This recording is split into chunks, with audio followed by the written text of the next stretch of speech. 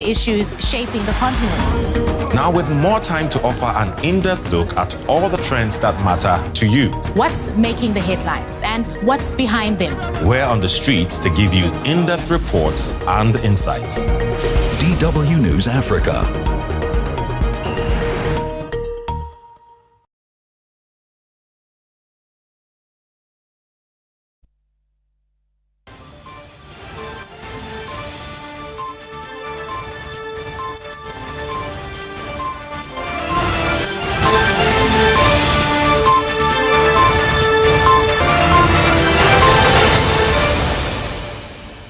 In Capital News tonight, the government suspends Uhuru newspaper for 14 days.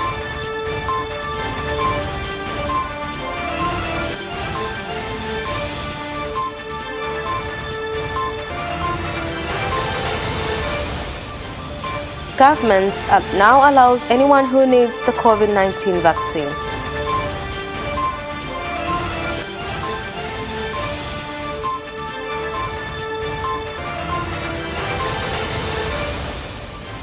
And in sports, clubs urge to maintain football grounds ahead of the new season.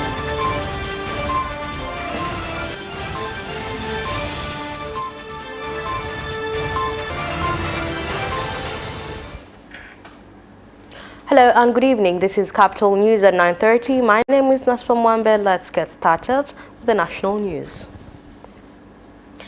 The government has suspended publication and distribution of Uhuru newspaper for 14 days as from 12 August 2021.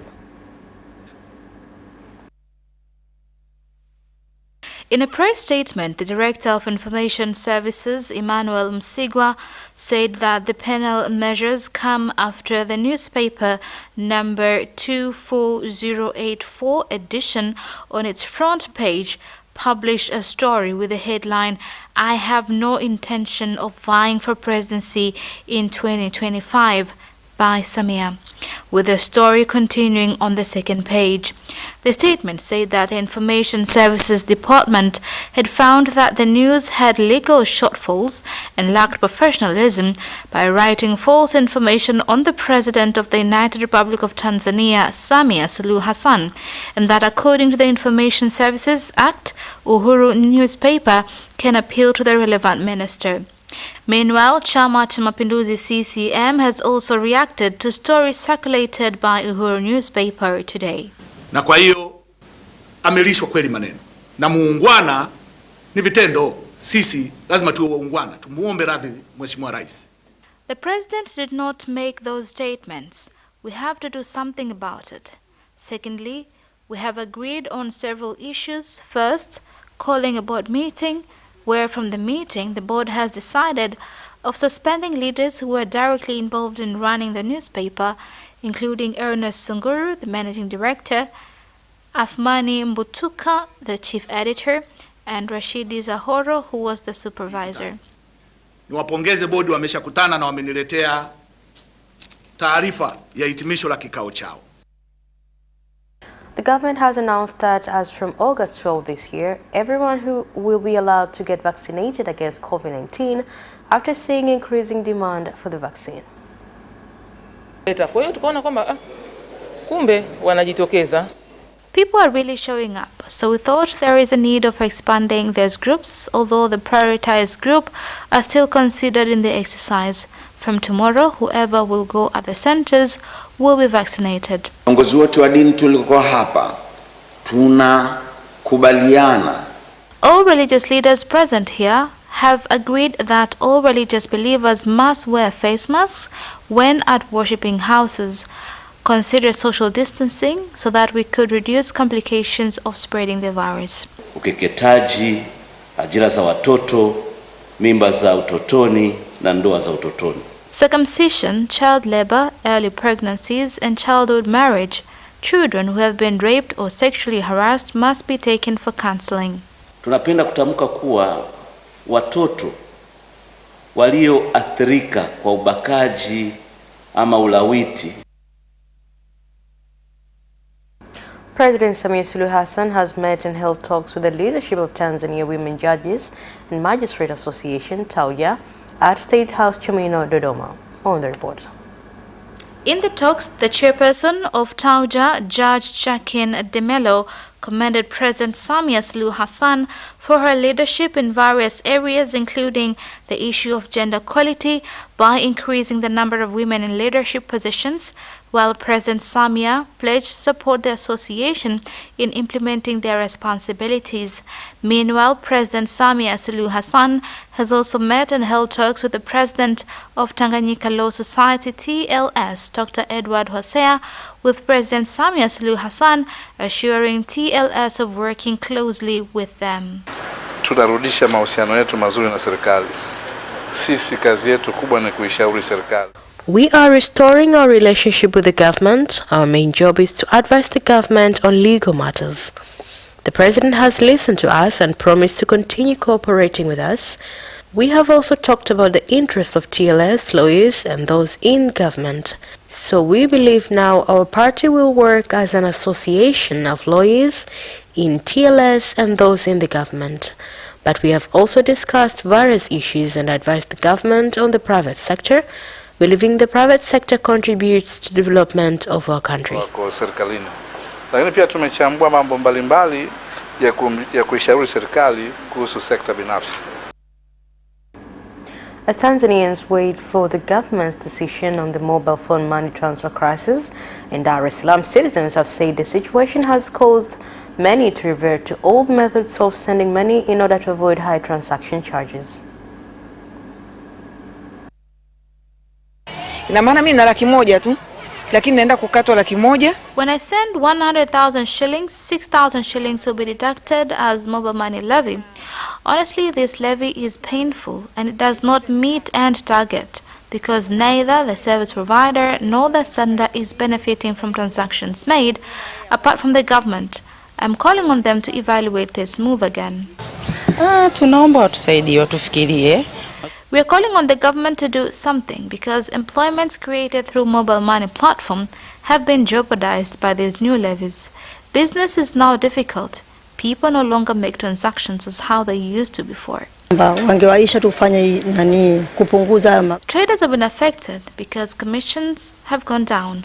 We don't earn anything, and yet there are pending bills, running costs that have to be met from doing this business.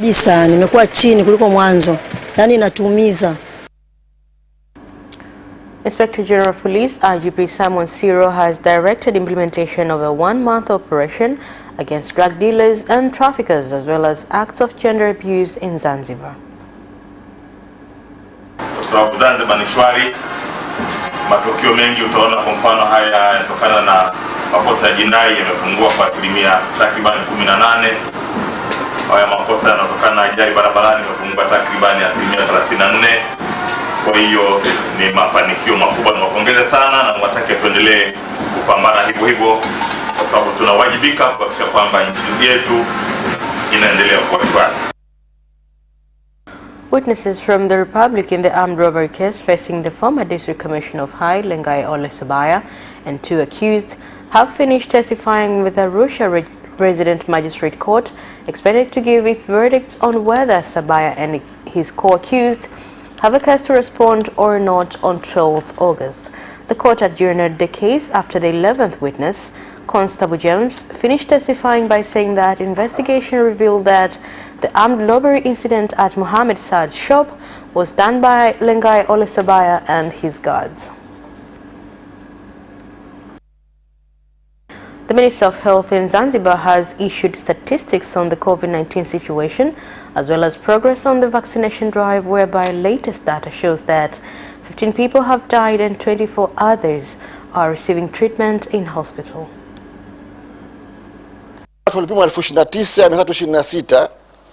90 million were infected by coronavirus. Out of them, 112 were Tanzanians and 270 were foreigners. Out of 390 people who were infected by the virus, 207 were doing well, while 173 were 33 Tanzanians and 151 foreigners. 24 are admitted in hospitals receiving treatment. From June to August 2021, a total of 15 deaths were reported. Tunatoa aina za chanjo hapa Zanzibar We're giving out vaccines that were approved by World Health Organization. From 7th June to 11th August 2021, 9,350 people have been vaccinated, with over 5,000 of them have completed the doses. Hatujanunua kama serikali. Mzigo mwingine tunategemea kupata. We're going to receive vaccines for the whole of Tanzania. Right now we're on processes of receiving preparations because that is very important. Kwa hiyo pale kuna kiwango kamili cha Tanzania. Capital Television and Radio 1 have received broadcasting provision license from Tanzania Communication Regulatory Authority after meeting requirements which have allowed the station to continue providing broadcasting services. We congratulate you for getting the license once again for the coming 5 years. This means that the authority is satisfied with your performance. I would also like to emphasize that when fulfilling your duties, it is important to adhere to rules and regulations. Tumefurahi kupokea leseni mpya ambazo zitatuwezesha. We are happy to have received a new license. This will allow Radio 1 and Capital Television to continue provide good services for another 5 years. On our side, we shall continue to adhere to ethics of journalism. On the part of Capital Television, we shall continue improving our shows and bring new programs that will not only be broadcasted in English, but also in Kiswahili. We urge our viewers to continue watching Capital Television, your channel of choice. Capital Television, your channel of choice. And that is the end of the national news. International news comes next after the break. Are you ready for some great news? I'm Christine Mundwa. And I am Eddie Micah Jr. with the brand new DW News Africa, the show that tackles the issues shaping the continent. Now with more time to offer an in-depth look at all the trends that matter to you. What's making the headlines and what's behind them? We're on the streets to give you in-depth reports and insights. DW News Africa.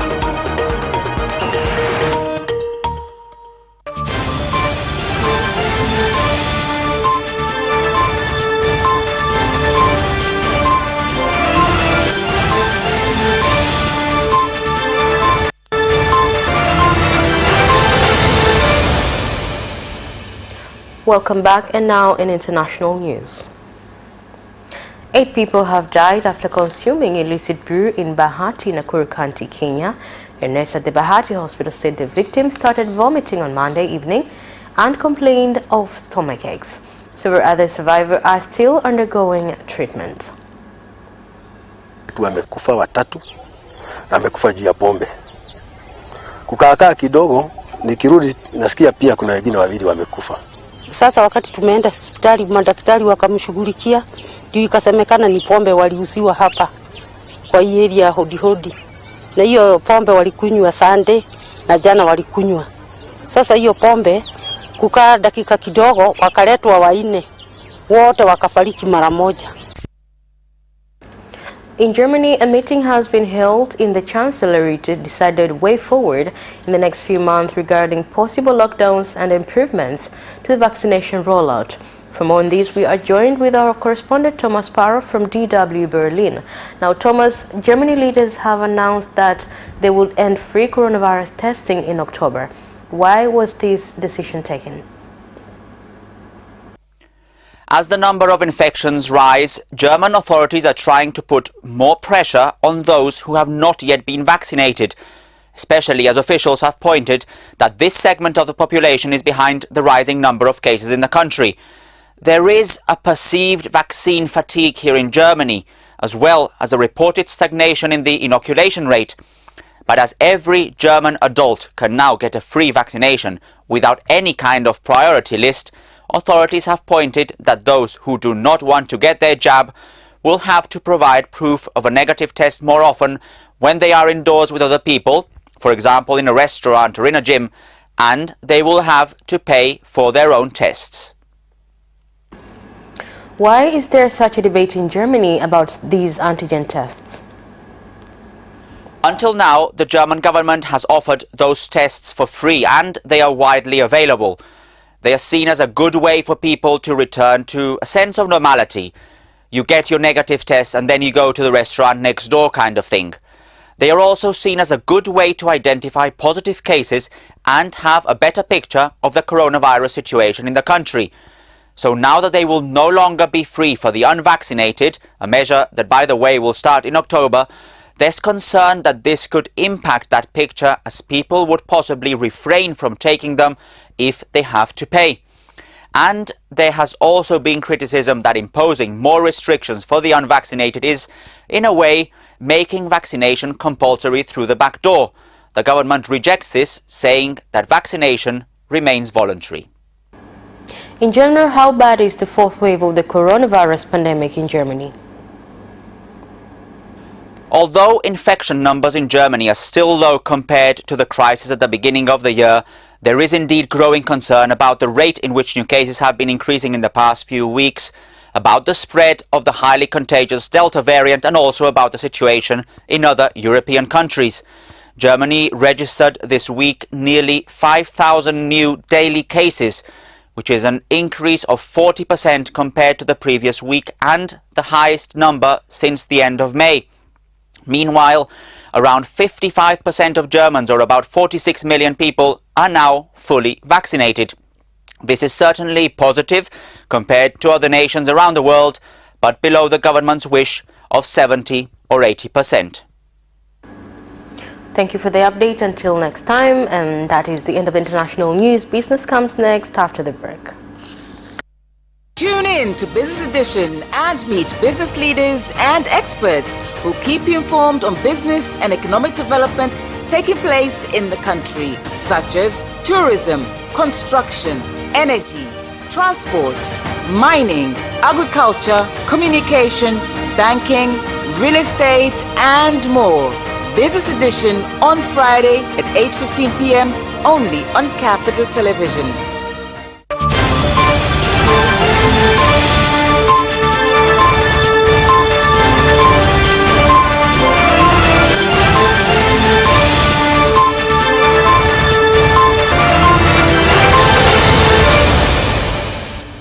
Welcome back, and now in business news.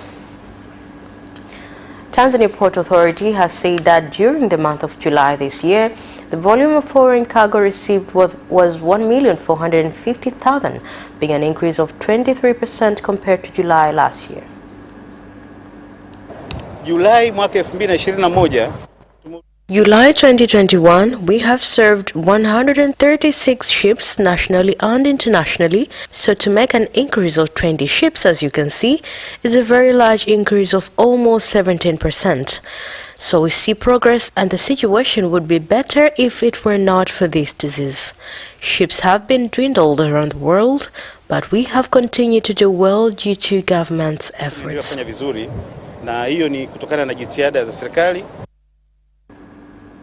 Mobile phone company Tigo has started a smartphone insurance service that enables users who have lost or damaged their phone to get new phones. Lakini bima ambayo inahusiana na simu janja. This smartphone related insurance is first and foremost unique. We bring you insurance that is cheap and easy to get.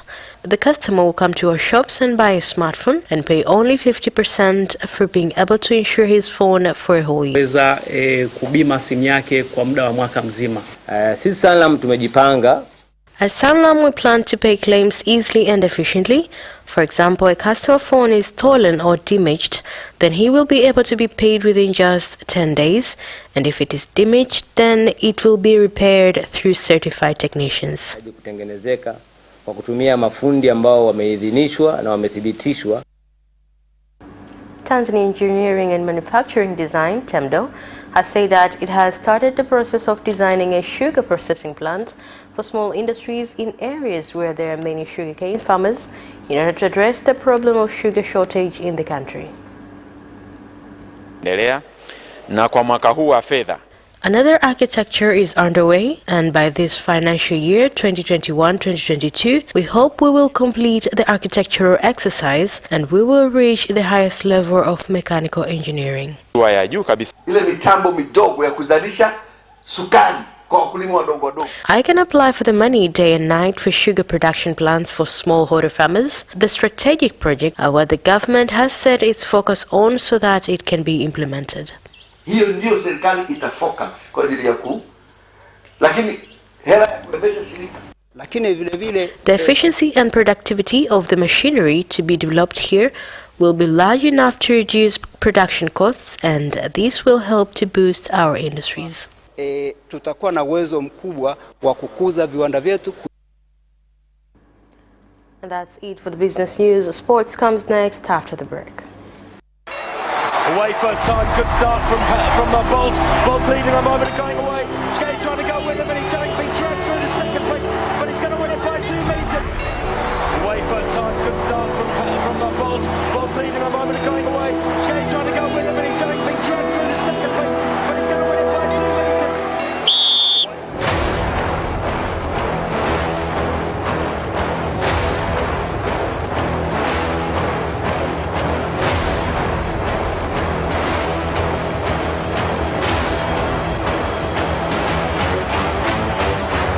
Opposition, Joaquinho, he did lose to Lynn.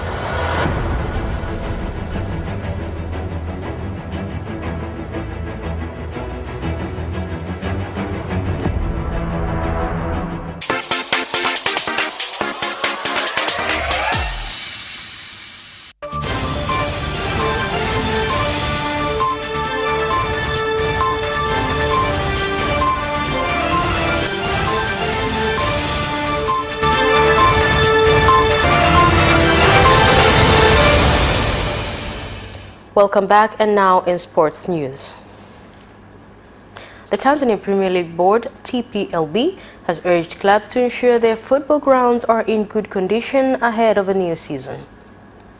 In their statement, the league board has reminded clubs that one of the most important elements of club licensing is having proper stadiums for games, adding that club licensing rules and regulations will be followed up on 100% next season. Only a few clubs in Tanzania have their own stadiums, with the challenge forcing some of the clubs to use different regions as their home grounds in a single season. International coaches have commended the Football Federation and the Confederation of African Football for organizing the ongoing CAF Diploma A course in Dar es Salaam. I take this privilege to say thank you to the Tanzanian Federation for allowing us to come and participate in this CAF coaching license. It has been a good platform for setting and be able to bring up this building capacity program for the coaches in this country. Neymar has sent a welcome message to Lionel Messi after the former Barcelona superstar's arrival in Paris and completion of a free transfer to Paris Saint-Germain. Here's more. Messi has chosen to embark on the next stage of his career at Parc des Princes after 21 trophy-laden years at Camp Nou. The 34-year-old was unable to resign for Barca due to the club's current financial difficulties and officially announced his departure on Sunday, with PSG subsequently swooping in to hand him a 2-year deal with the option of an extra season. Messi has touched down in Paris and completed his medical with the Ligue 1 giants, having agreed to a €35 million per year contract, and Neymar has welcomed Messi through his Instagram account, writing, "Back again, together." Luka Doncic welcomed all his bosses with the Dallas Maverick to his home country of Slovenia to watch the young superstar sign the richest contract in club history. Here's more. Now that the record rookie Supermax extension of $207 million is in the books, it's back to the business of trying to win for the team that hasn't advanced in the playoffs since winning their only championship 10 years ago.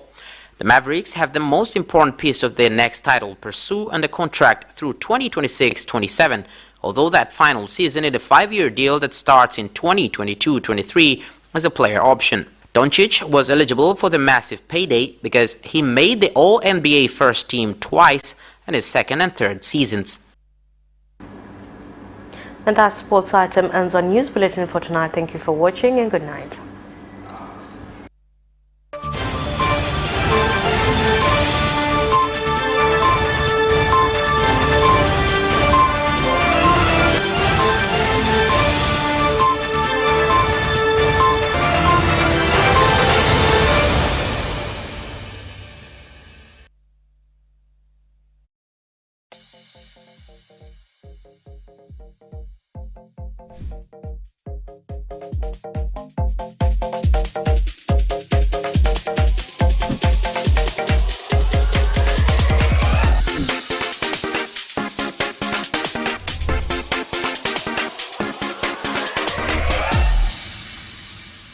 You can watch Capital News live on our social media accounts, YouTube Capital TV and Facebook Capital Television Tanzania from Monday to Friday at 9:30 p.m. Don't forget to subscribe and put notification on.